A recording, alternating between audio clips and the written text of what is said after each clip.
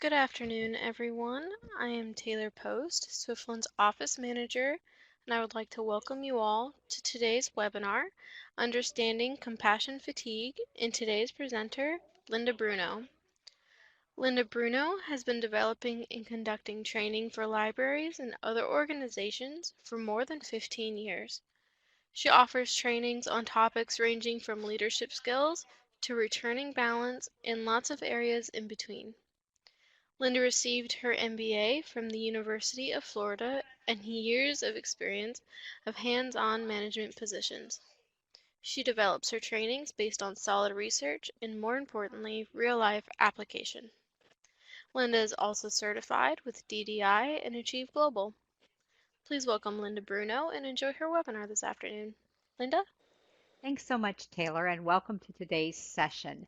When I was first developing these slides, I found a graphic of a lady with her head in her hands, which very much expressed compassion fatigue to me. But then I saw this little stuffed duck with his stuffings coming out, and that's kind of how I feel sometimes. So I'm thinking that maybe some of you feel that way as well.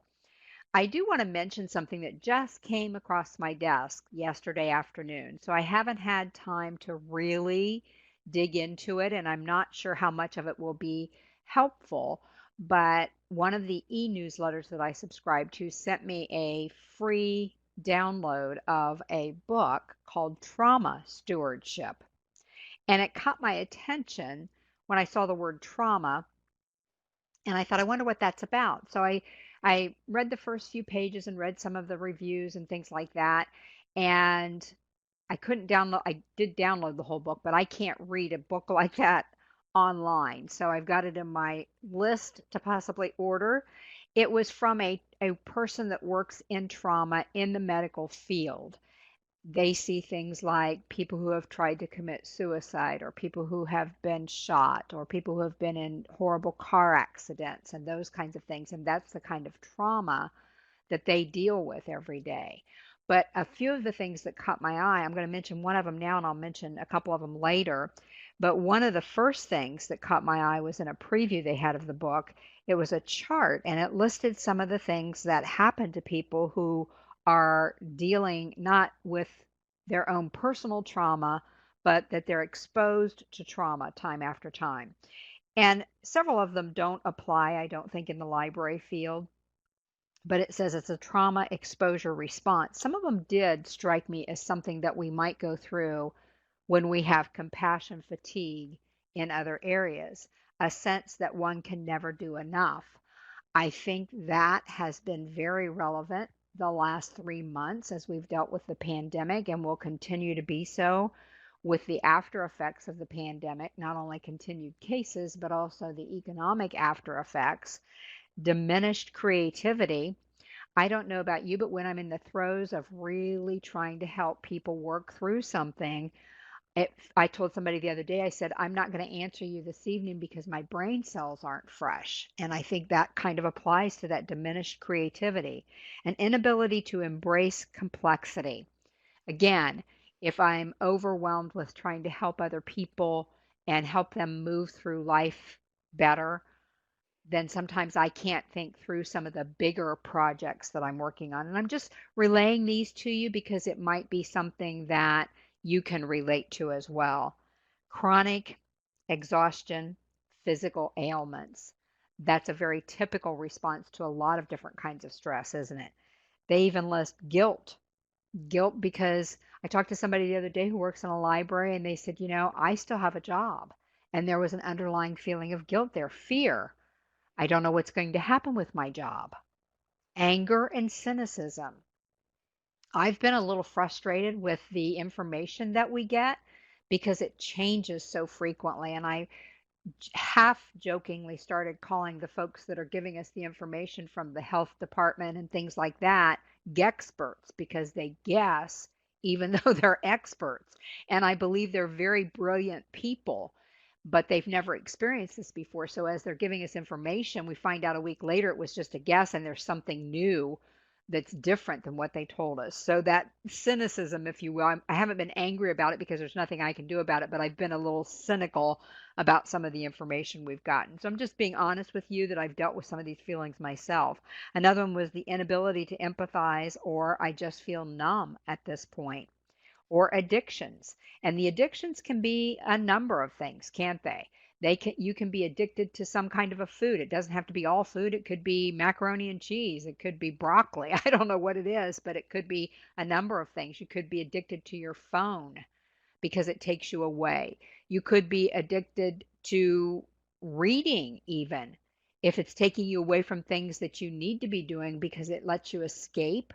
That's an addiction of sorts, isn't it? So I wanted to kind of just go over that because it struck me that, as often happens actually, that I got this right before this program, and I thought I need to point a couple of these things out to people. So like I said, a little later in the program, I'll point a couple more things out to you from that article. If you don't have your handouts, they were attached to the email you got today from Taylor to get you into the room today. So if you're here in the room, you got the handouts because they were attached to my email and they go out in a mass email. So you might want to download your handouts because compassion fatigue is not going to go away when the pandemic is over, is it?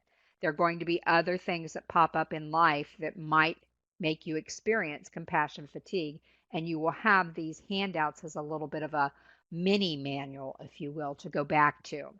So the title is Understanding Compassion Fatigue, and I want you to get a glimpse of how that actually plays out in your library. We will talk about some things that will help you specifically later on, but mainly I want you to understand the depth of how this plays out in your library.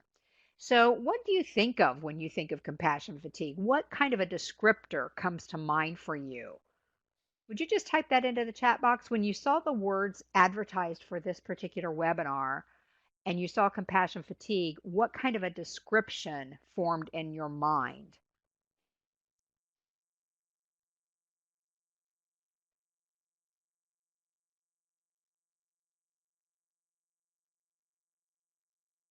Numbness. Yeah, John. Tired of being good, dealing with not caring, emptiness, defeat, the dulling of my ability to care for others, unable to feel, and so unable to help. One of our patrons yesterday was upset and expressed his frustration because the movie Gone with the Wind is considered being eliminated from circulation. Another thought is, I just can't do it anymore, or I'm an enabler. Giving, giving, giving because I really want to, but I'm beginning to feel empty, exhausted from everything, unprepared to deal with, quote, it. Can't do enough, not enough time, unable to help, overwhelmed with sympathy, overloaded, all of the above, right? Exhausted from everything, disconnected. I'm just going to be real honest with you here today. I have felt some of those same things because I deal with people in a way deeper than it would indicate by what I do for a living. But I will also say I'm not a psychologist. I'm not trained in this. I just know what I've experienced in the last 15 years that I've been doing this kind of work.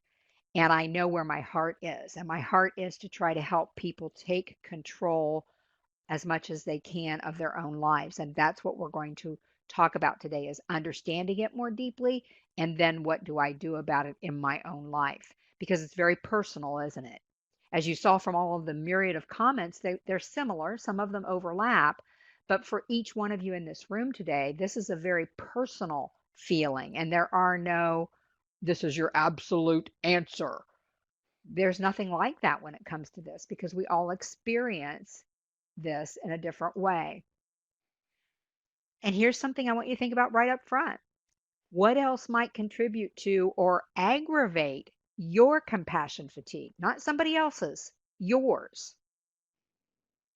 So, what's going on in your life that might aggravate or contribute to your compassion fatigue?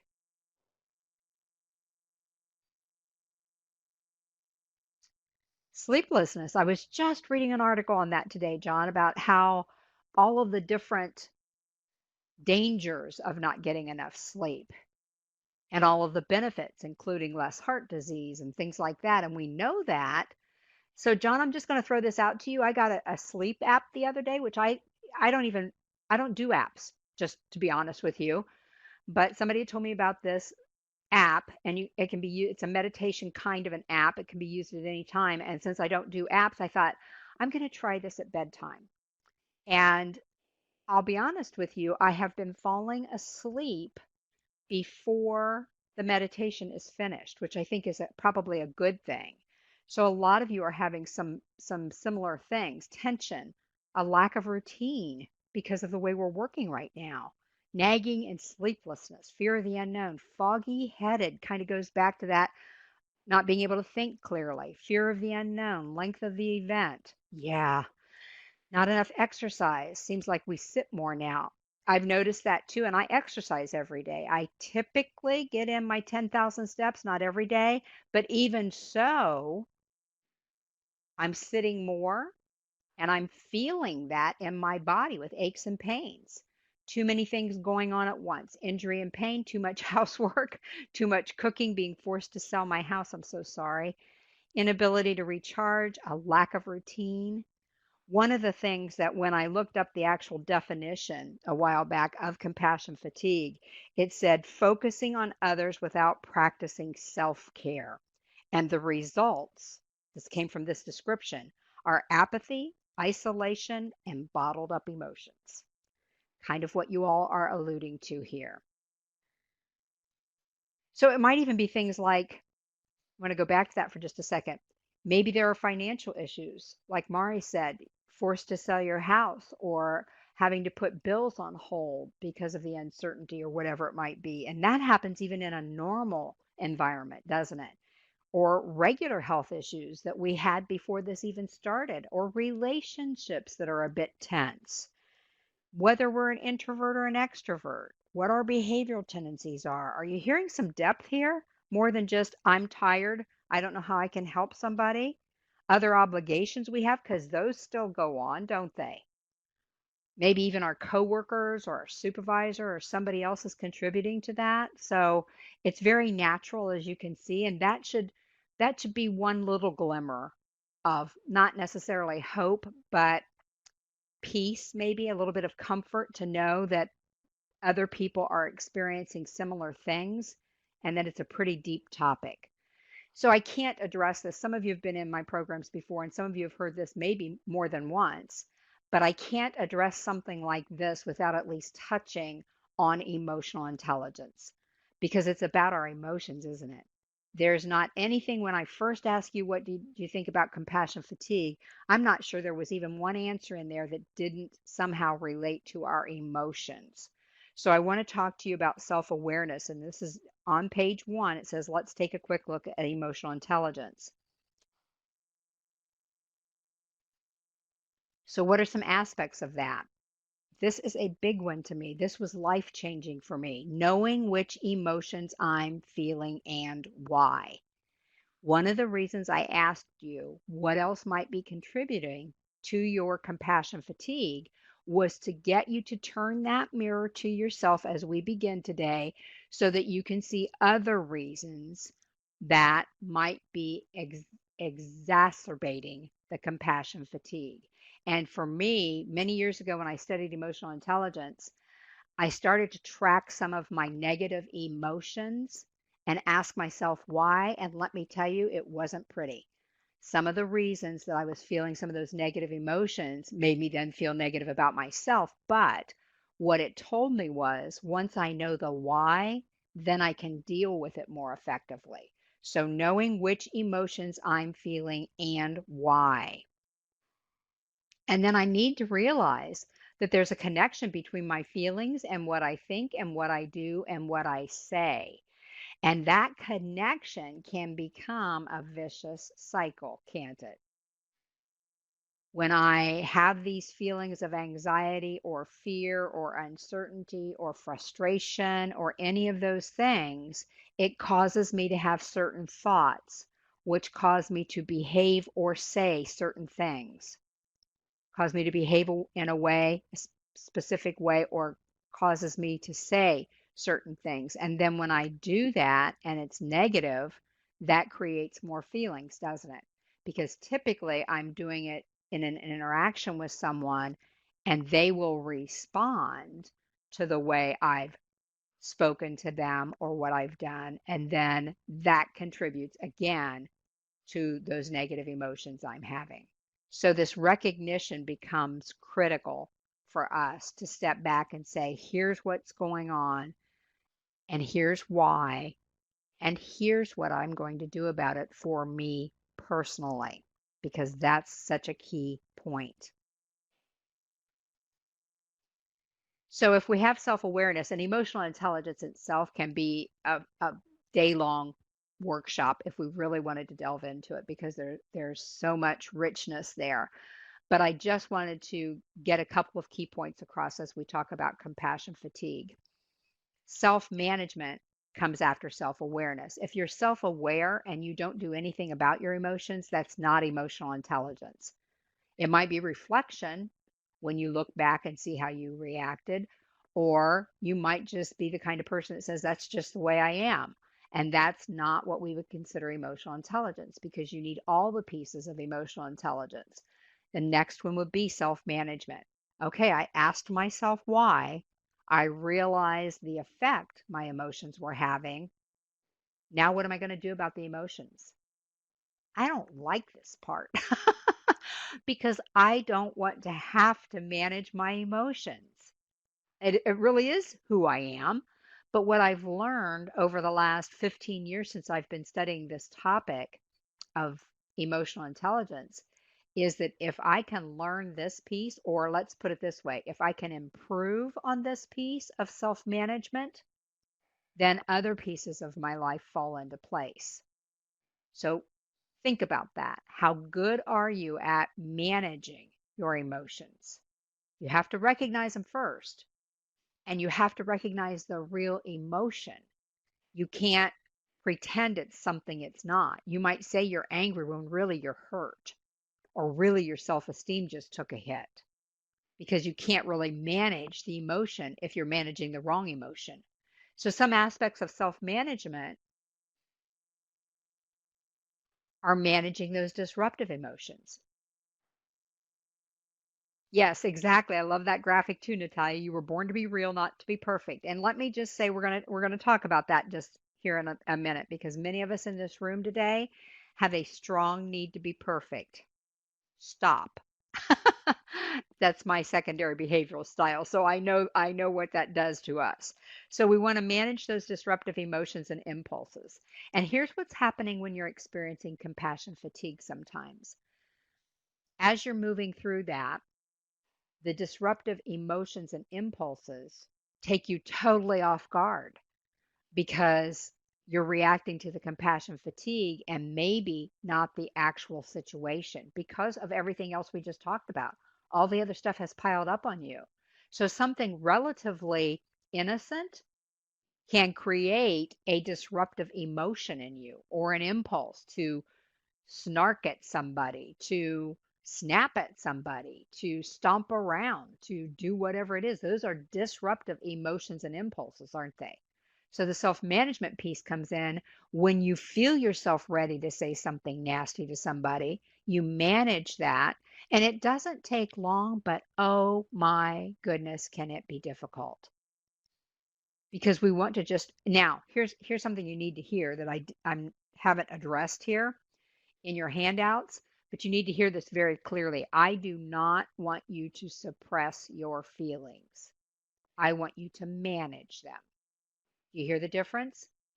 If I suppress them, first of all, that causes physical ill health, but it also causes emotional ill health. And that's when these disruptive emotions and impulses really explode, is when I've been trying to suppress everything. So please don't think I'm telling you you have to tamp these down. No, no, no. You need to recognize them and deal with them. That's all this means. Feel it when it's coming, because it is going to come. There's no way to stop it. And then say in your mind, what am I going to do with this? It only takes a split second. Sadly, as humans, though, The feeling comes, we recognize it, and then we express it. That doesn't always serve us well. And another portion of this is to stay calm and composed in upsetting situations, which you have had more than your share the last 3 months. It's not over. I would love to say that on June 15th, there's going to be a switch that is flipped and everybody will be happy and everybody will be content and life will be good. But that's probably not going to happen. So the more you can grab hold of some of these things today and start to practice them, the better prepared you'll be. Exactly, Shirley. You don't want to burst. And you're going to either burst emotionally or you're going to burst physically by having health issues, aren't you? It even causes your immune system to be less. And we certainly don't want that nowadays, but it causes your immune system to be less with things like common cold when you're under that kind of stress. So please, please, please take to heart that you need to learn to manage your emotions. Let me also tell you, as much as I teach this and as much as I practice it, did you hear that word, practice? I still don't get it right all the time. I still have times when I feel the emotion and I think, too bad, I'm just going to let it come out. Now that experience happens so much less than it used to for me. And that's what I'm hoping for you is that you get a hold of this idea and then it will happen less for you as well. But I will also tell you that when something else comes along in your life, you could fall back into the trap of just letting your emotions run rampant. So this is not a one and done. This is, I have to step back periodically and see how I'm doing in this particular realm of my life. So the next thing we're going to talk about, and some of you are somewhat familiar with this, is what I call the behavioral tendencies. Some people call them personalities, some people call them temperaments. Those are kind of the official terms. But in my mind, if I talk about personalities or I talk about temperaments, that almost sounds like whatever I'm talking about is etched in stone. So I like to call them behavioral tendencies because those can be changing as we go through things in our lives, can't they? There's part of us at our core that will always be there. We can adapt at work, we can handle our emotions better, we can do those kinds of things. But if we're born with specific tendencies, the tendency itself is still within us somewhere.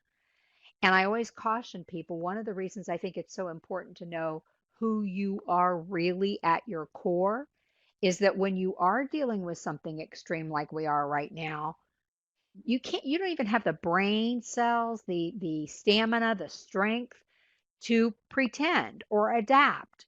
You just are who you are. So the more you know about who you are, the better you can handle who you are. So let's take a look at these styles. Page 1 of your handouts. Again, highly suggest that you print these and have them available to you for later use. Just so you know, I am a powerful perfect is what my combination is called. I score highest in powerful and I score next highest in perfect. So thinking about that and looking at page 1, let's go back here just a second. If you look at page 1, it talks about the popular strengths and struggles. So just to go through that quickly, think about a popular person. They love people, don't they? They love to talk, they're happy, they're high energy, they're positive, love to tell stories. They're usually not shy unless something has happened to them in their past. They have a great sense of humor. All of those things that would make them popular. That makes sense, doesn't it? Now, you need to understand that when your behavioral tendency is overdone, it can become a weakness. So let's think about that. On page 1 at the bottom, it shows the strengths, and across from that, it shows how it becomes a weakness. So you're thinking about somebody that loves fun, and that's all they want to do if it's a weakness. Or they're high energy, so they come across as too bouncy. Or they're people, and then they forget the details. Or they're positive, but that makes them seem like they have rose-colored glasses. Maybe as a storyteller, They tend to embellish stories when they overdo it. And sometimes when they're not shy, they can be a bit pushy or nosy or curious. And that sense of humor, when it's overdone, can become sarcastic. Wow. Those are some things to think about if this happens to be your main behavioral tendency. And as we go through the four today, I hope you'll give some thought to which one you probably are. And again, you have got to be gut wrenching honest with yourself about this, don't you? Because how will you ever recognize the true you and your behaviors if you want to be a different tendency than you really are? I was doing this session, not this session, but I was doing a session on behavioral tendencies with a university group. And two or three of them came up during a break and they said, "So, what do you think?" I'll just use the term Mary. "Which one do you think Mary is?" And I said, "Well, I don't know Mary very well. I've met her a few times and have seen her interact with the group and so forth." And I guessed what I thought she was. And they started nodding their head. And they said, "But she didn't score herself that way on the assessment. She scored herself of what she thinks she is and what she thinks people think of her." And that doesn't serve us well, does it? I even had a lady in one face-to-face workshop that almost cried. And I said, "What?" She said, "I'm so upset." And I said, "Why?" And she said, "Because I don't want to be this." I said, "But you know what? None of these are bad. The big bonus here is that if we know who we are, then we can work harder to stay in our strengths, right? I'm not always in my strengths, but once I realized who I was, and I learned this a few years before I talked about emotional intelligence. Yeah, Shirley, you have more control, don't you? And as a powerful, that's exactly what I want in life. So if I don't use it, that's mine, my issue. That's on me. But you all have that power, don't you? To learn something today and say, "You know what? Oh, golly, I wish I was a little bit different than this, but this is who I am. And now that I know this, I can work with this." So just put yes if based on what is on page one and those positives and struggles sound a lot like you, just type yes into the chat box.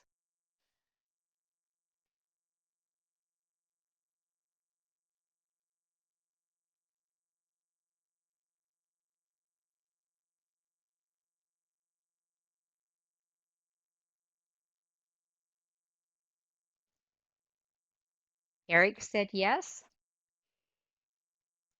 I don't see a lot of other yeses popping in just yet. And I will tell you that that's real typical in a library environment.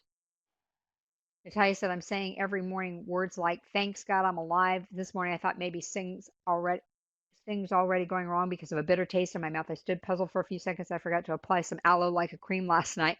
When I realized that was my bitter taste, I started laughing at me with my husband like in old times." Exactly. Yeah.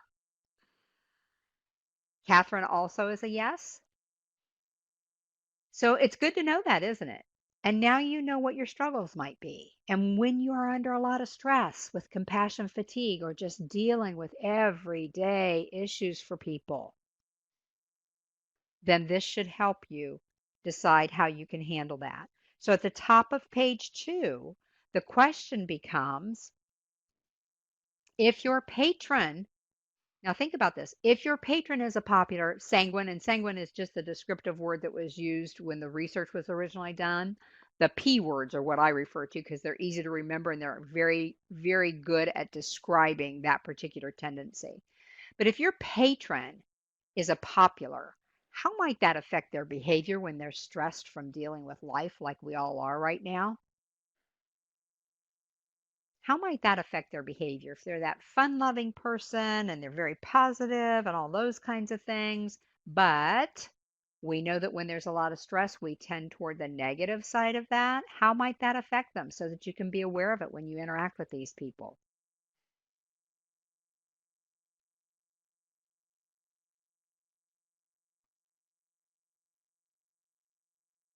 They may appear pushy, absolutely. Or sarcastic. Yes, yes, yes. Pushy, over the top. Too much comes to mind, doesn't it? The words too much. Not available, pushy most of the time, crazy, usually crazy, a little much, a little just too much, like y'all were saying. Dramatic. Yes, that's a good word for it, Jonathan. They can be dramatic. And if you think about this, impatient, yes. Popular sanguines want people to love them. That's their need in life. Their life motto might be to party. They don't, their fear is not being liked. So, in the midst of all of this, when everybody's just a little bit anxious, they may do things that seem totally off the wall and ridiculous because they're trying to get attention. They want people to like them. Remember, that's when they're working in their negatives. So, all of us work in our negatives, and we're going to cover those here today. Not understanding the details or not wanting to hear them, right, Susan? Because that is not fun. I don't even want to hear about it. Stretching the truth in the midst of this. Confused when directing their anger to the wrong person and place, which I think could probably happen to all the styles, right? Impulsive. Yes, all of the above. The next question becomes, if you are the popular, how might dealing with needy patrons be affecting you? And how might you be perceived by them? Well, you'll be perceived with them very similar to what you already typed into the chat box, right? Like you're not taking this thing seriously if you're working in your weaknesses. But how might it be affecting you if you are a popular or if you know a popular that's in your profession? How might this be affecting them? Space out, far, far away, almost check out, right? Remember when we were talking about the graph that I saw yesterday? We sort of remove ourselves, overly catty, yes. And almost snarky toward people who are concerned could happen, not focused. You see how understanding these pieces, it doesn't excuse any of them. Let me be very clear. It does not excuse our behavior when we're working in our weaknesses, does it? But we are who we are and we're humans and it's going to happen. Period. The end. So it doesn't excuse it at all. But I have found now that I've studied this that when I understand someone else better, then my reactions can be different, right? Yes, I just had this happen yesterday. My popular coworker was so disappointed just in humanity as a whole. Yeah, we're not having any fun anymore, are we? And that's difficult for those folks. And remember, of course, these are generalities. Like every assessment you've ever taken to check your behavioral tendencies, these are generalities. But the more we score higher in one category, the more this becomes our main behavior style. So think of it in those terms. Maybe they want to talk it out. They just want to talk about all of this. If it's a patron, they come in and they just want to talk about it. And it might be affecting you. You might be perceived by them to be too bubbly. If they're not one of these, why are you making light of this? Is what's going through their mind. They're going to think you're trying to lighten everything, and this is not anything to lighten, or that you're trying to make something fun out of it. So be careful about how you perceive them. If you think this might be the case, that's what's happening. They want things to be good again. They want things to be positive, as we all do, but it really is a struggle for them. Yes, high strung. And then also remember how you're being perceived by them if you are one of these people. And I would say if I had to pick, I can't even pick. Compassion fatigue is going to probably affect all of us about the same level, but in different ways. So I would say that this one, because life is so tough right now, it makes the whole world look out of whack, which it kind of is at the moment, because this is more extreme than any of us have ever experienced, probably, as far as worldwide or even countrywide or statewide. So let's look at the powerful choleric on page 2. This is my highest. And you look at the left side, all good stuff, born leader, can see the big picture, decisive, confident, likes change, but not this kind. Unemotional, tend to be unemotional, independent. Their life motto might be, I just want to get it done. They fear, listen, they fear not being in control.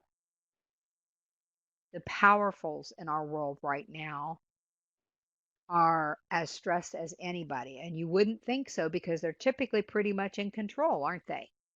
But because they can't control what's going on around them right now, this has become a major issue for them. And if you look at those struggles, the born leader becomes a bulldozer. They ignore details. They make decisions when they're not their decisions to make. They can be arrogant. They force change. They can seem uncaring and aloof, and sometimes are uncaring and aloof. So, if your patron, first of all, how many of you think you might be a powerful based on the strengths and struggles that are listed there?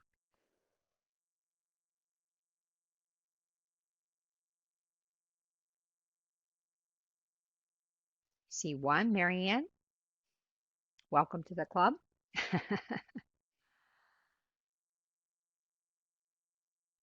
This is actually the one, the lady that almost cried over, which surprised me because she felt like she had been living in the negatives of it most of the time, and that I think she felt that those negatives were worse than all the other negatives on the other styles.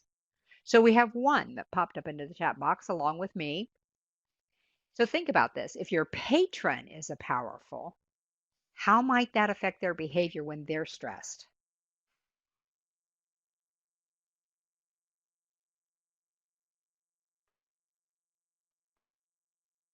Demanding. Absolutely. And you start to see now that some of their behaviors are caused because they feel like they're not in control. They want answers now in capital letters. They come across as arrogant. You see words in the chat box that indicate they're trying to gain control. Remember, the populars are trying to have a good time in the midst of something that can't be turned into a good time. And the powerfuls are trying to gain control in the midst of something that they can't get control over, asking odd requests, disregard what you have to say. You see where it's coming from, folks? It's not they're bad people, the populars or the powerfuls or any of the other styles we're going to talk about. It's that their need is not being fulfilled.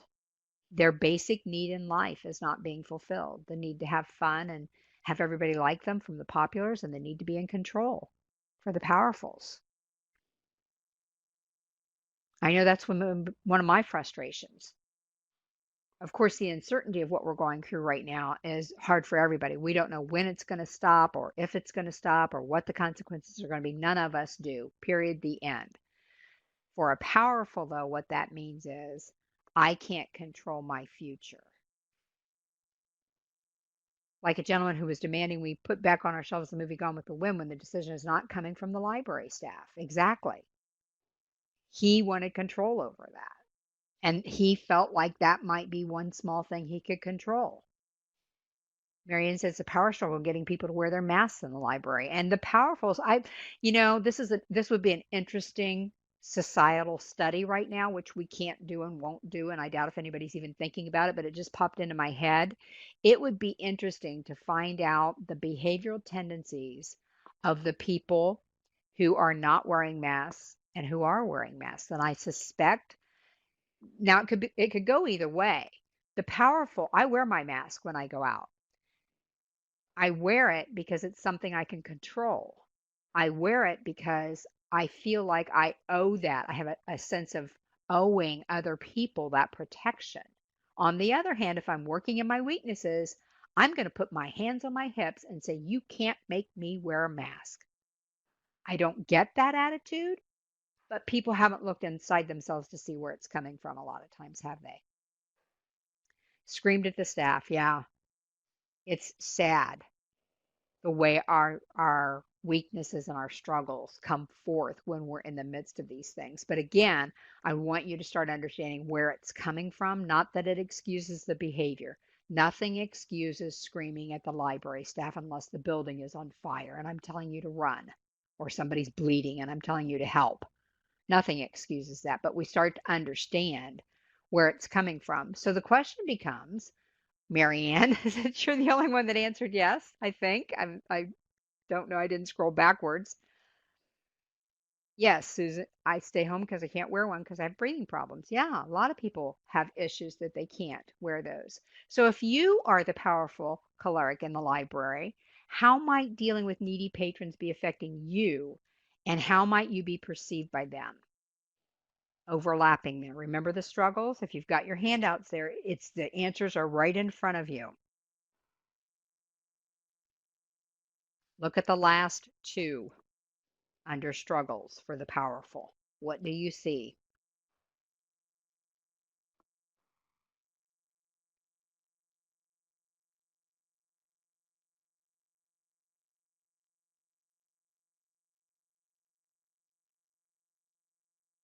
Uncaring, not wanting to follow through, obsessive, aloof, aloof, aloof. That's what's going to happen with the powerful, isn't it? If I can't control it, I'm just going to ignore it. I'm not going to make it a part of my life. Not interested, selfish. That's if they're working in their weaknesses. If they're working in their strengths, they're going to do whatever they can to help and get control of as much as they can. But when we work in our weaknesses, the aloofness, the uncaring feeling, being unemotional, all of that comes out. And we start to dismiss what's going on. So, understanding that, what I'm hoping is when you understand people's weaknesses, you will take them less personally, their behaviors. Take their behaviors less personally. 99.378% of the time, their behaviors are not personal. I made that up. But you know what I mean. Most of the time, even when it sounds personal, like the guy screaming about the movie, blaming the library staff, it's not a personal issue, is it? It's something in him that he feels like he doesn't have control over it. And he may not even be a powerful, it might just be one of those things that just really ruffled his feathers. And with the other myriad of things that might be going on in his life, it was just too much. If you can take that few seconds that it takes to reflect on somebody's behavior when you're trying to deal with compassion fatigue, that in itself is self care, isn't it? The determination to give yourself that second to think, why am I feeling this way? Why is this person's behavior creating this feeling in me? Because they didn't make you mad. They didn't make you hurt. They didn't make you frustrated. You chose to feel that way. If you can take that split second to think about what's going on in me to react this way and what can I do differently to make sure I'm taking care of myself, that's going to make a huge difference, isn't it? Because when you think about the powerful, the popular is a very people oriented person. They're extroverts. The powerful is very task oriented. The assessments show that they're typically extroverts, but I am a very high powerful and I am a high introvert. Put those two together, I'm just going to stay holed up in my office and not go out. And I'm fine with that. Now, I did go out to lunch, curbside service, went to a park with a friend of mine. We picked up lunch and went to lunch, but I don't have that need to be with people like populars. And so this has not affected me from that perspective as much as it would have a popular.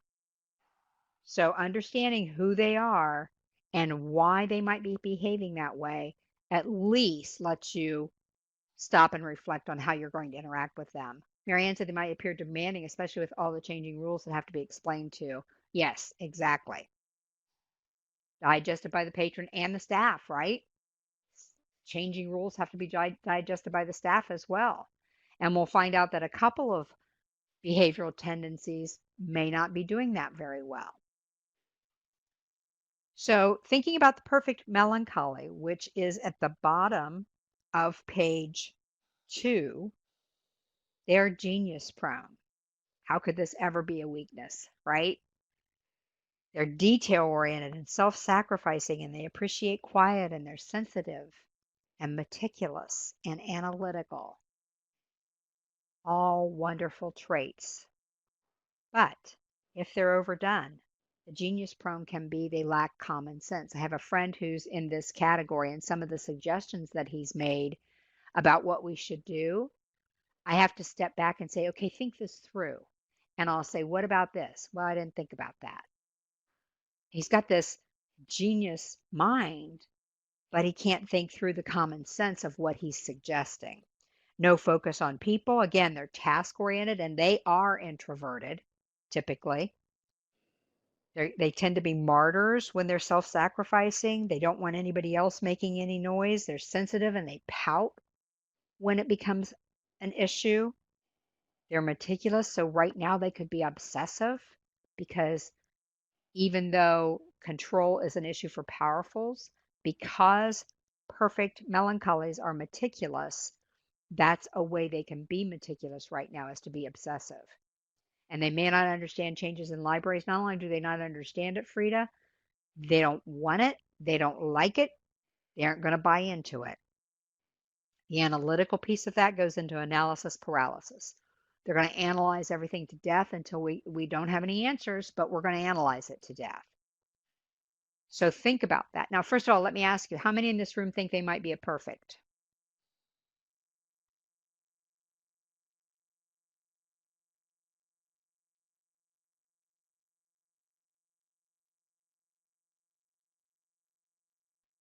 I like Robin's answer, possibly.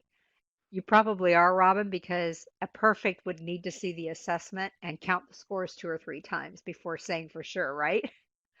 4 traits of 7, okay. Tendencies but not main, yes, 60-40. Popular perfect, detail-oriented people person, okay. So think about that. Think about the perfects who are coming into your library. How might that behavioral tendency affect their behavior when they're stressed?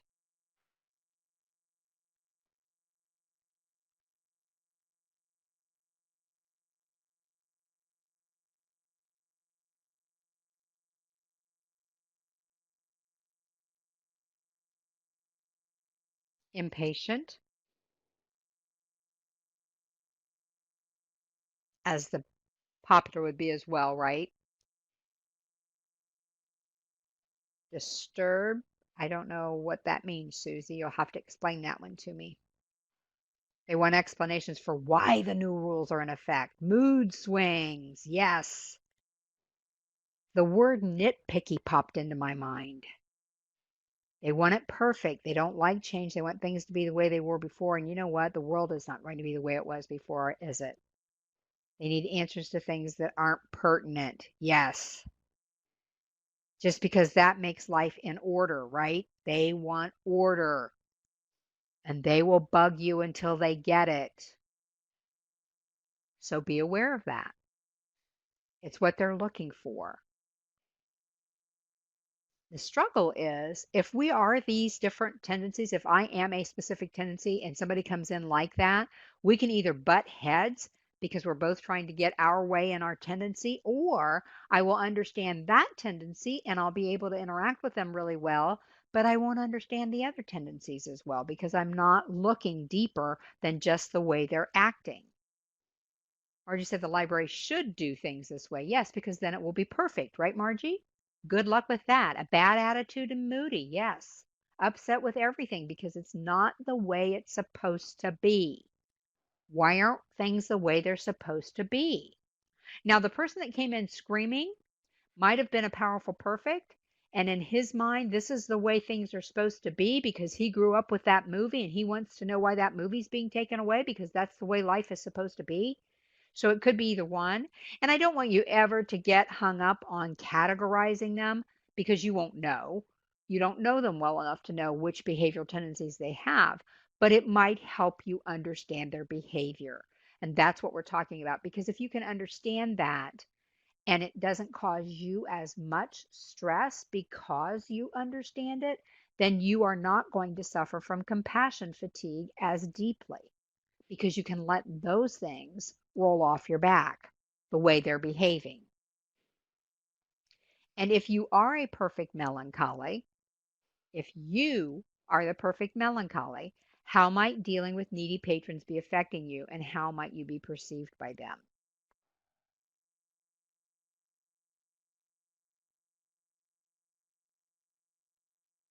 How might it be affecting you, and how might they perceive you?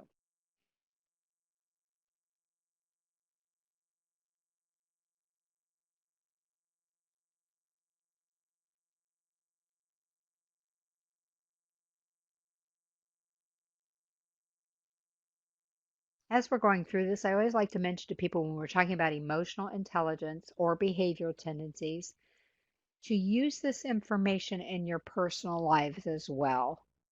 Try to just get a hint of who you maybe live with or are close to or whatever, so that you can understand their behavior better. This has helped me tremendously. When my sister was alive, I got a lot better understanding of how she behaved. When my husband was alive, I got a lot better understanding how he behaved.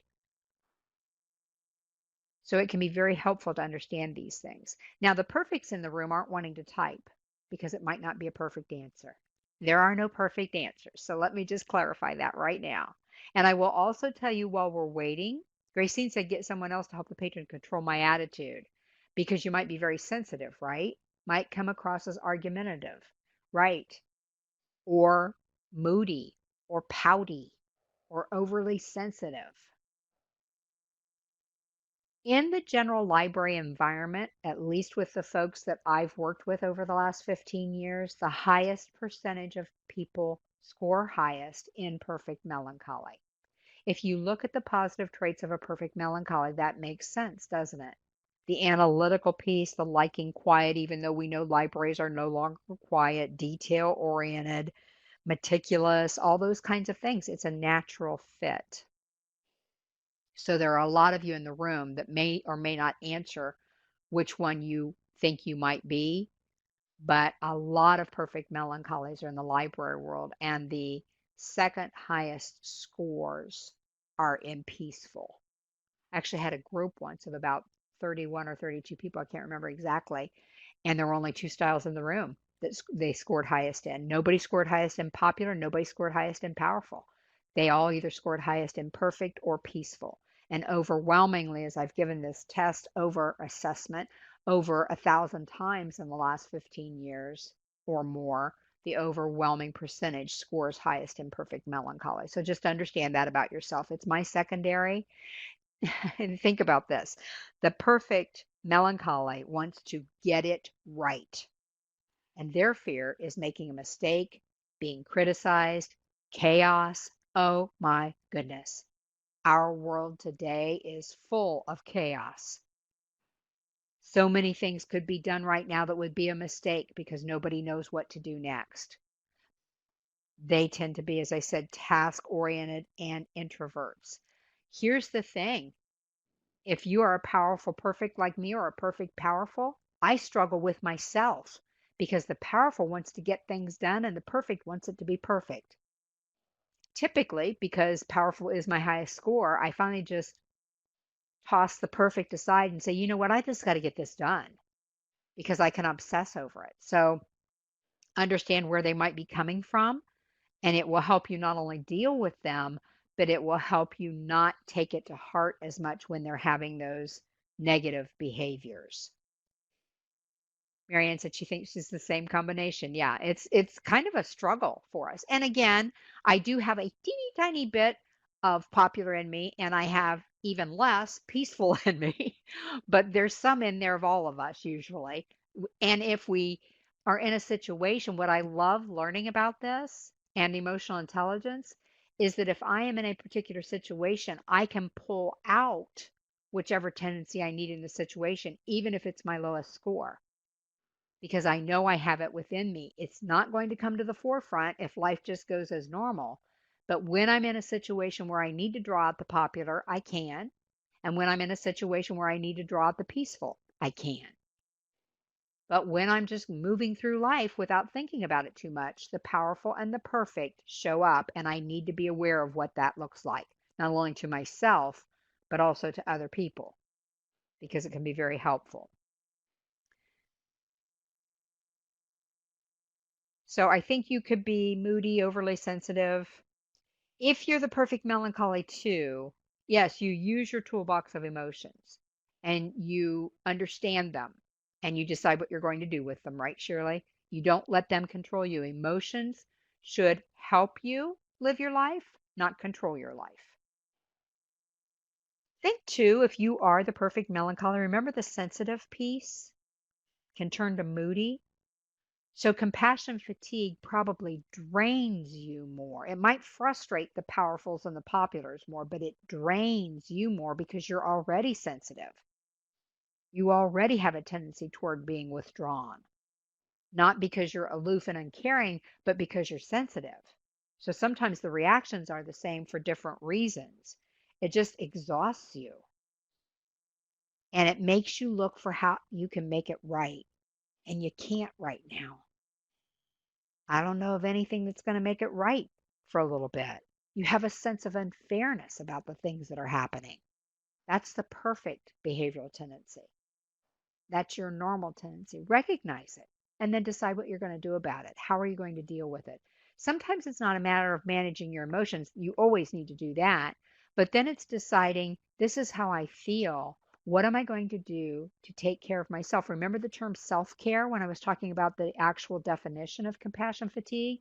Taking care of other people without using self care. And this is something that perfect melancholies really need to pay attention to. You need that self care, as we all do, but perfect melancholies will benefit from it probably more than the rest of us. So be careful about that. So the peacefuls, easygoing, quiet, finding the easy way. They can hide their emotion even though they're feeling it, patient, witty, happily reconciled to life. I always think of the very old song, Que sera, sera, whatever will be, will be, whatever's their favorite term. But that sounds wonderful, doesn't it? On the struggle side of that, peacefuls can be pushovers. They can seem aloof because they're kind of quiet. They can come off as lazy and can actually be lazy if they're working in their weaknesses. I just want to get done as much as I need to get done and go away. They can appear unemotional because they're hiding their emotions, which makes them very hard to read sometimes. The powerfuls probably aren't emotional. The peacefuls may or may not be. They're hard to read because they're hiding it. And the difficult part about peacefuls is that they hide those emotions, but then they can blow up. Even though they're laid back, I think these are the people that can blow up when they've just had too much. And then it takes us all by surprise. And we think, who are you and what did you do with my friend? The other thing is because of the wittiness, they can also be sarcastic. And as I mentioned, the struggle side comes up with whatever. When you ask them to do something in the midst of compassion fatigue, whatever, and then you sense that they don't really care. So if your patron is a peaceful, how might that affect their behavior when they're stressed? They're afraid to ask questions. Absolutely, Margie, passive aggressive. I believe this 100%.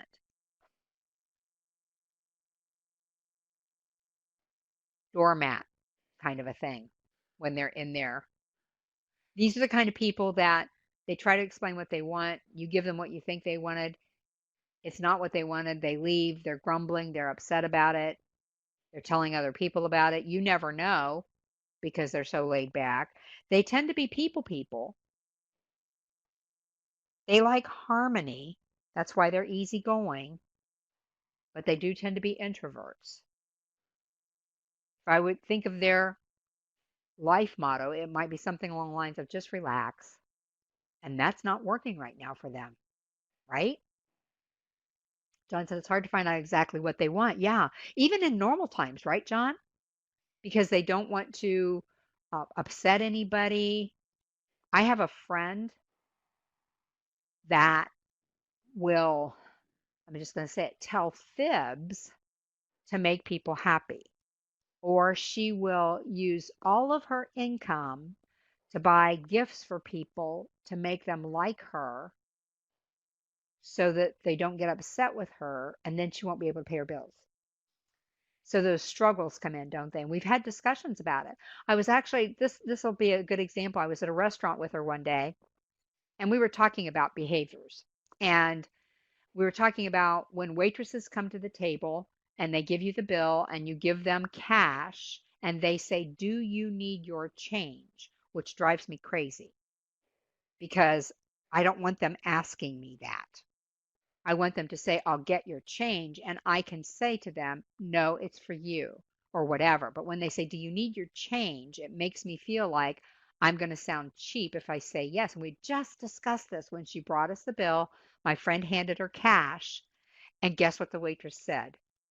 "Do you need your change?" And my friend looked at me and her face got red. And I'm not exaggerating.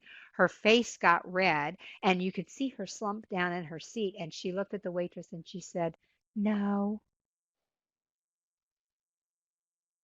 So the waitress walked away and she goes, "I know, I should have told her to bring me my change." I said, "You know what? I'm not saying that because I care. I don't care what you do with your money." She said, "I know it would be better for me." And I said, "I just think you'd build your self-confidence up a little bit." So we had that discussion, and I let it go. Mary said, "They may blow up somewhere else, or we might be that last straw and they blow up on the spot." Exactly.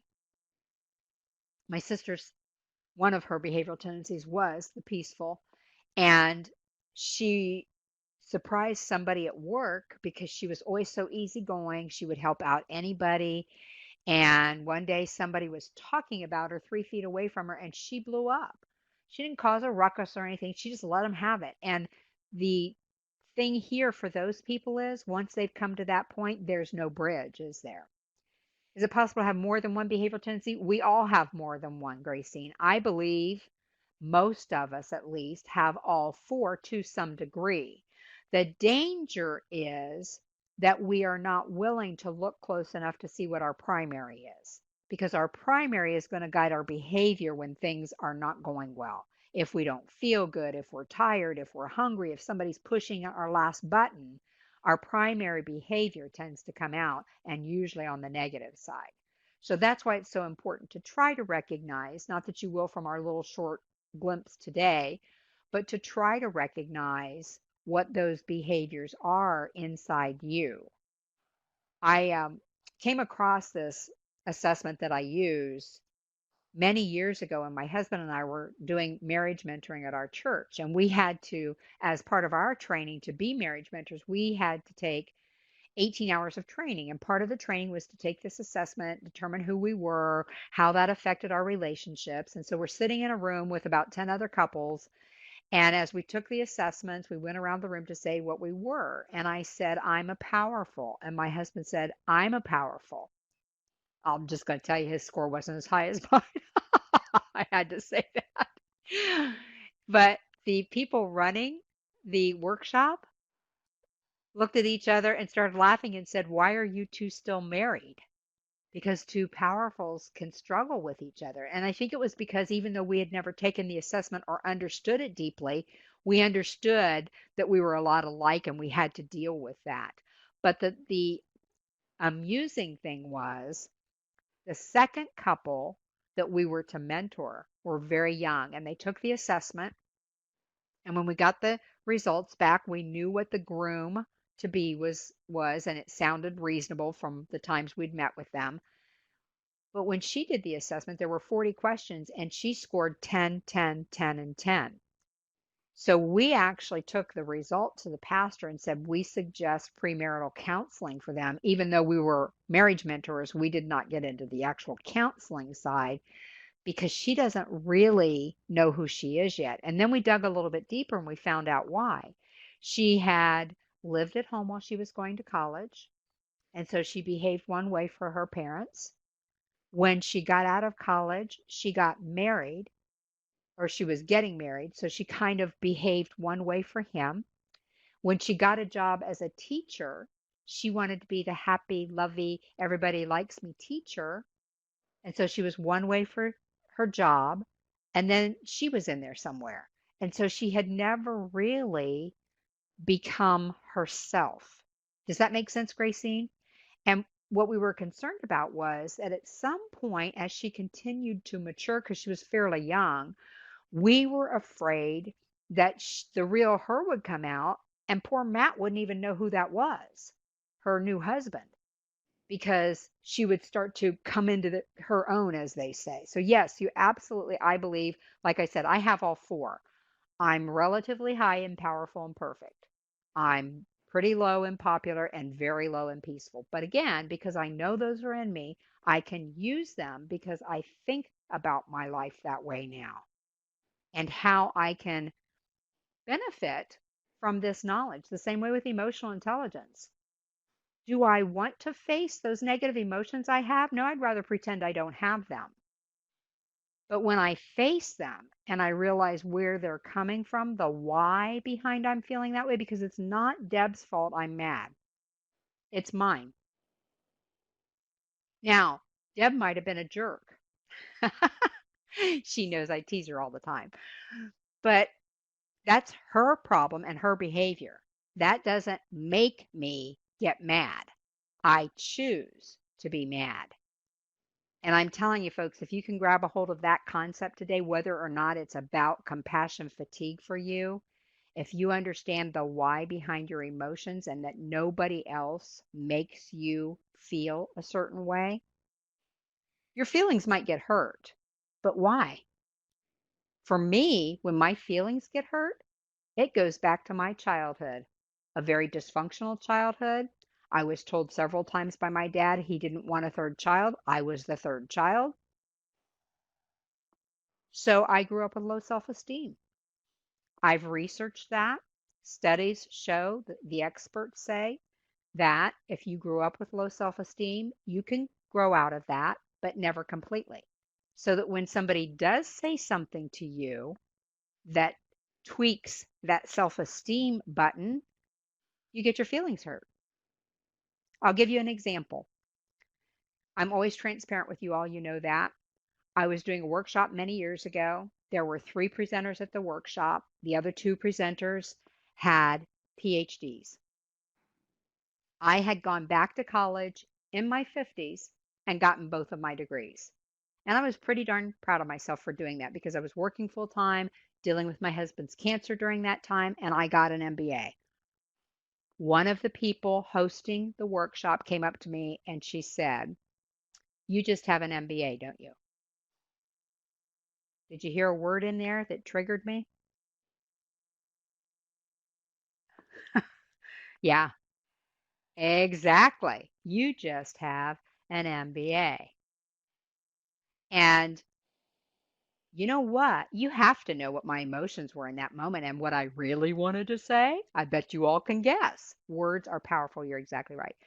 So I tapped into what I've learned about my own low self esteem, what I've learned about emotional intelligence and self management.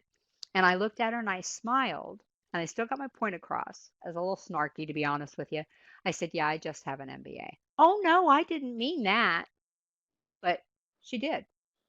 There's no doubt in my mind that she did. But I got my point across and it was never said that way again. I didn't work with her that often after that. But it was one of those things that it wasn't her fault, even if she meant it. That's on her. I wouldn't want to be that kind of person, even if she meant it. It was on me to let that, why did I let that bother me? And I knew instantly what that was about. So it was on me, wasn't it? Told you about my sister and how people used to talk about her. There were two people in particular at her job. My sister always worked in a factory, and she was one of the hardest workers. And they would always try to keep her if they had layoffs and this and that. Well, during this one period, they had trouble keeping up with their orders, and so when she would get done with her work, she would go help other people to catch them up, and then she'd go back and do her work because they were before her and they needed their work done so she could get hers done. So the boss came out one day and he gave her a 99-cent coupon to Wendy's. Now, that sounds like absolutely nothing, right? But he couldn't give her a raise. He couldn't do anything for her. And in his mind, he was rewarding her for how she had behaved. Well, the two people that liked to snark about her really got huffy at lunch that day. And she told me about it when I called her on Saturday. And I said, "You know what? That's on them. That's really small of them. And would you, you wouldn't want to be that way. And aren't you glad you're not that way?" Well, the next week she called me and it hadn't gotten a whole lot better. throughout the week. But she said, you know what? I finally figured it out. I said, what's that? And she said, I would hate to live inside their heads. Did you hear that? I thought that was profound. I would hate to live inside their heads. So the next time somebody starts snarking at you, nitpicking at you, screaming at you, that would be a good motto to remember. I would hate to live inside their heads. Because think about the people that you've dealt with during this whole pandemic and before, because the pandemic didn't start bad behavior, did it? It has escalated it, it seems. And understandably so, because everybody is so on edge right now. Understandably so. But if you can just remember, I wouldn't want to live inside their heads. And I'm not going to let them make me physically or emotionally ill, because that's what you're doing when you let them affect you. Now, can we still get compassion fatigue even if we have those kinds of thoughts anchored in our mind? Sure, we can, because still every day you're taking care of people. Someone needs a hug. Yeah, exactly. Only you can't do that either because somebody will get upset. So, you just need to be real careful about what you're doing. But you need a hug sometimes, and maybe it's just a hug from you. I have been in days where it feels like nothing's going right. And I'm trying to do my best for people, and it just doesn't seem like it's enough. And then something goes wrong personally, and I make a nasty remark about myself. And usually it's out loud because I live by myself, except for my dog and cats. And they look at me like, what? What did you say? But I'll say something. And when I say that, I stop and I'll say one of my other life mottos: this is not serving you well, Linda. When you allow people to get to you, when you allow the compassion fatigue to take hold to the point where you're not even trying to take care of yourself or learn how to manage those emotions, that's not serving you well. Might be time to retire, could be. But on those days where it happens to me, I just stop and recognize that's just a human expression coming out because of all the other things that might be going on in my life right then, but this isn't serving me well. I've never watched a full show of Dr. Phil, even when he was back in his early days, but I saw a clip of him on Oprah once, and somebody was on there with him that was obviously not totally making things up, but twisting and turning things so that they sounded better. And he knew that they were basically lying about whatever the situation was. And I can't remember what it was, but it's the first time I heard him say this. And he was at a table or a desk with him, and he just leaned across and he said, how's that working for you? And I never forgot that. And I say that to myself sometimes. Guest two said compassion is good because they don't really feel well. Yeah. And sometimes it's just a mental thing. You can never know what somebody might be going through. And here's another thing, Margie: everybody's going through something, right? It may be health, it may be finances, it may be job uncertainty, it may be taking care of elderly parents or a significant other or their children. It may be their children are in trouble. It could be any of those things, but they've got something, I promise you. I bet if we wanted to get really frank with each other today, you all could put at least a couple of things in the chat box that weigh you down personally, in addition to the things that you're dealing with at work. I know I could. Sometimes it's good things. Sometimes when we were going through that first spell of the pandemic, I was getting calls from my clients. We need to schedule more webinars. We need to schedule more webinars. Our library folks are at home and they want more webinars. And I was throwing as much stuff on my calendar to help people as I possibly could. I had developed a program called Shields Up, Warding Off Negativity, to try to help some people through that time. And I booked that particular topic 7 times within about a week. Now, I didn't do them all that week, but I actually got them on the calendar that week because that's what people were needing, along with my regular work and my regular development time for other things. And I was overwhelmed. It's a good problem to have when you're self-employed, but it doesn't make it any less overwhelming or tiring or fatiguing or a little bit scary that you can keep up.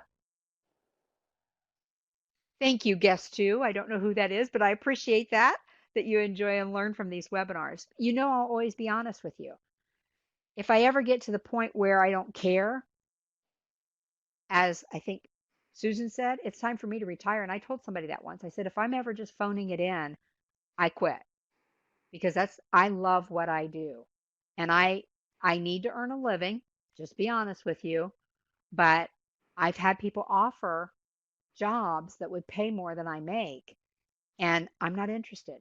This is what I love to do. I told somebody the other day they were talking about something that would require a lot of administration, a lot of detail work, a lot of office type work. And I said, you know what? I just need to be honest here. Where I feel I do my best work is training and facilitating, and I don't want to be an administrator doing the detail work. Oh, Peggy, it's so good to see you. Glad you're here. I recognize that name. So yeah, I go through the same struggles you do. I probably, maybe am able to recognize them a little earlier than you can at this point. But I also promise you that if you do work on your emotional intelligence and you do work on recognizing these different behavioral tendencies, especially within yourself, that you too can become better at that. But I also guarantee you'll never be perfect at it. So if that's what you're looking for, you need to go to somebody else's webinar because I don't know anybody that ever gets to perfection. But I always tell people strive for progress, not perfection, and don't sacrifice excellence striving for perfection. Because you've had that happen before, probably. It's not quite right, so you keep working on it some more, and pretty soon it's worse than it was at the very beginning. Thank you, Jonathan. I appreciate that. We all mess up, don't we, Peggy? It's okay. I don't want to put any more burden on you than you already have. So, okay, I got way off target there, but it all relates to what we're talking about, doesn't it? And that's what I want to help you with today. So, thinking about this peaceful person, they're going to be wishy-washy like somebody said earlier. They're not going to make a decision if you ask them for a decision. If you're the peaceful, you've become maybe more quiet during this period, more sad. You don't feel any harmony, especially with the things that have happened in our society as a whole the last few weeks. It's very much a struggle for all of us. Some of us feel it at a different level than others. So just keep that in mind. Now, I mentioned to you that I was going to talk about a couple of other things in this article or the book that I downloaded and read the first few pages of.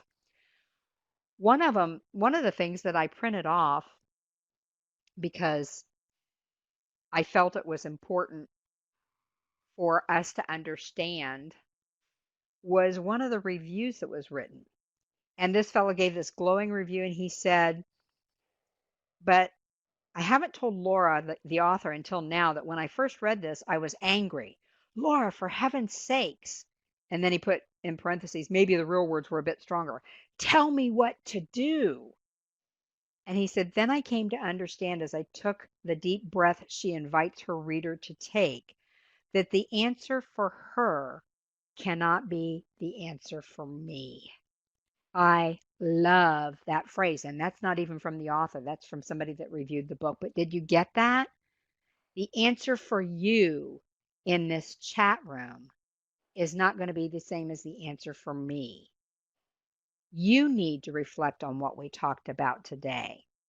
You need to decide if and when you want to do something about it. So, thinking about that, how is the information that you've learned today going to affect how you interact with patrons and respond or react to their needs? Let's start with the patrons first.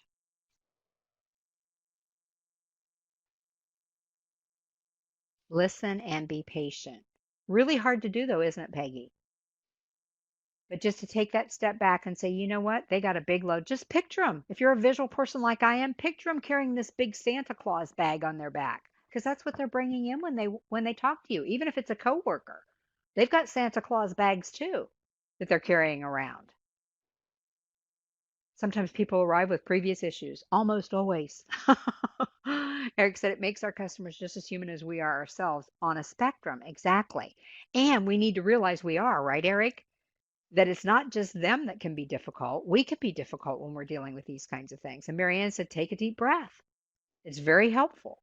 Study after study after study shows that it lowers your stress level when you learn to breathe in slowly and exhale slowly while you're focusing. Stand in their shoes and understand their perspectives. Wait for the second thought to come out. Look at the big picture. Try to imagine what they're going through and try to be helpful. It's really about all we can do. All of the above. So now the next question becomes, you were thinking about your patrons, but let's look at some ways that you might be able to deal with compassion fatigue a little more effectively, considering your personality. What do you think?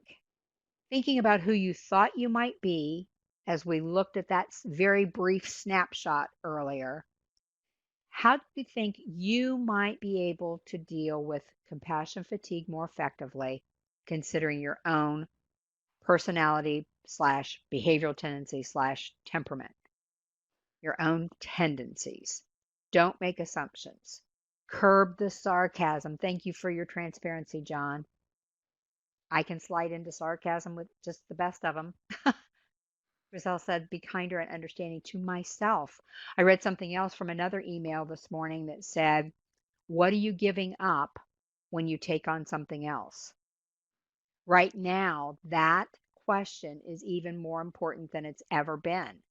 Because if you're taking on more stuff and you're already fatigued, folks, you got to let something go.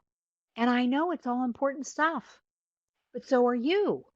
And if you don't let something go, you wear yourself out. You've heard the old airline commercials of put on your oxygen mask first before you try to help somebody else. If you don't do that and you're suffering from compassion fatigue, you're going to be ineffective. Then you're going to get more frustrated.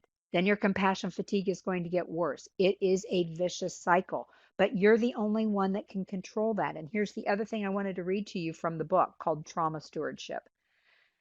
It says, and this is from the author, I encourage you to remember that nothing has to change in the world for us to transform our own life experience. Did you hear that?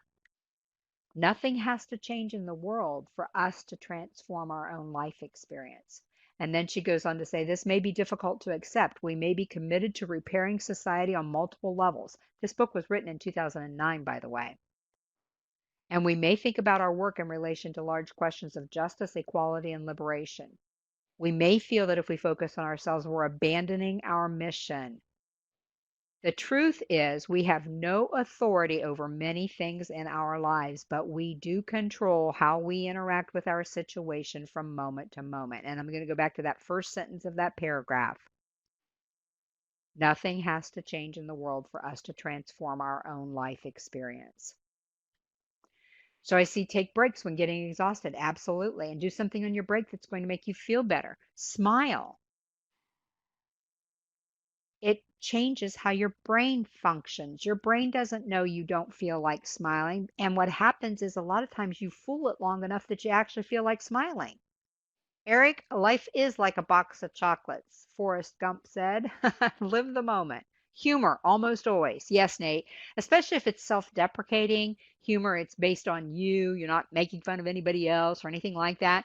I told somebody the other day, I don't watch news. Now, I've probably watched news more in the last 3 months than I ever have before, just because I'm trying to keep up with what's going on in the state of Florida. But I watch comedies. And some comedies I've seen probably, and I'm not exaggerating, 8 or 9 times that episode because I refuse to watch the heavy stuff. I have enough heavy stuff. Be careful what you're putting in your mind when you are suffering from compassion fatigue. Don't pile on with a bunch of negative stuff, folks. It's not going to serve you well. Frida said, a friend said to me, Frida, remember, you are not Wonder Woman. It helped me a lot. I now wear a bracelet to remind myself I am not Wonder Woman. Exactly. We all go through some things. I'm going to pop some things up here for you that might be helpful. Understand if you've got a headache or your stomach is hurting, pay attention. Nate said, I've been watching the news in front of my computer while the news anchors told me the news in front of their computers. Yeah, that's true, Nate. And then the news changes the next day from what they told you today, right? Or it's the same thing. I was watching a comedy. It's been a couple weeks ago, and this was so frustrating to me. I was watching a comedy to get away from all the news, and one of those banners came across the bottom, and I was so irritated. I wanted to call them up and say, how dare you invade my space, basically, to bring negative stuff into my environment. And that's exactly what they did. So, you know what I did? I switched channels, even though that was something that usually made me laugh. I didn't want to see it at the bottom of my TV. So, listen to your body, know what your body is saying to you. Exercise. I don't like this. I've told all of you have probably, if you've ever been in a program with me, I have said to you, I exercise pretty much every day unless I've got an early morning appointment that I can't exercise because I always do it in the morning. But whoever told you that after 6 months you would miss it so much you don't want to give it up lied. I don't miss exercise. I don't love it. I don't get up in the morning and say, oh, I can't wait to exercise. But I will tell you, I feel better. I sleep better.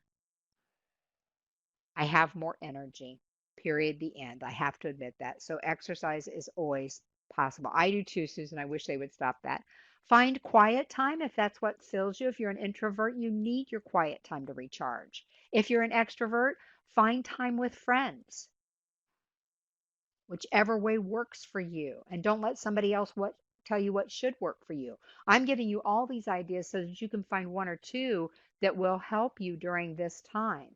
Exactly, Yasmin. Watch the sunset. It helps to relax you. Pull up pictures of it if it's raining. Organize your time and your stuff so that you don't feel overwhelmed by clutter. Leave your work at work, even if you're working at home. You need to leave your work at work. Develop outside interests and hobbies, something small, but remember when you do something like that, you need to give something else up so that you aren't overwhelming yourself. Develop your relationship with your supervisor so you can have those honest conversations when you're fatigued, when you're exhausted, when you need to ask for advice on how you can handle somebody that just screamed at you. Avoid negative coworkers, and if you can't avoid them, limit your exposure. Or let me add friends, family members, committees. If it's a negative environment, do you really want to be there unless you have to? I have a friend that I love. I told him the other night we were laughing. I think it was Saturday night. He's up in New York, and I said something, and he started laughing so loud I think he almost fell off of his chair. And I started laughing, and he said something back to me. And I said, I know, that's why I love you so much. We've been friends for decades. But there are times, because he tends to have a negative bent on things, where I have had a stressful time or I'm tired or whatever, that I don't even answer the phone when he calls because I know I can't handle it. So I limit my exposure sometimes. Don't tell him I said that. Make sure I have control over my finances. 5 was leave my work at work. So make sure you have control over your finances, especially right now, because things are so wonky. Acquire new skills so that if something were to happen with your job, if you have an opportunity to acquire new skills, do that so that you feel more prepared, so that you don't feel like things are not in your control. Identify a friend you can talk to. Don't be the one that people limit their exposure to. You don't want to be spewing out negative stuff to them all the time, but somebody that you can talk to if you need to. Delegate if you have that opportunity. Make time for yourself daily, whatever that looks like. I protect my time in the morning when I do my quiet time and my journaling and write in my gratitude journal. Occasionally, tomorrow, I have to shorten that time to go to my accountant's office, but I make that time. There's a t shirt that says, my quiet time is for the safety of others, for introverts. So that's what that means to me. Create a transition ritual when you're coming home from work so that you switch over to your home life. Learn to say no. I bet everybody in the room could come up with one thing that's taking time out of their lives right now that they could say no to if they really thought about it. Learn to say no. Limit your trauma inputs. And I had this on here before I ever read about the book Trauma Stewardship. But if you're dealing with compassion fatigue, you need to limit, as I mentioned earlier, whether it's news, whether it's negative reality shows. If you handle them well and they make you laugh, that's one thing. If you go around thinking, wow, I can't believe people do that, that's a different feeling you're allowing into your body. Be careful. Know your own boundaries. When do you need to be away by yourself? When do you need to just cook or read or whatever? Is there anything else you do for self care that can help somebody in the room today? We've got about 30 seconds. I'm sorry, but it's been a good discussion. Thank you for joining me in the chat box. Sing, absolutely, or listen to music that's uplifting. Bike a lot.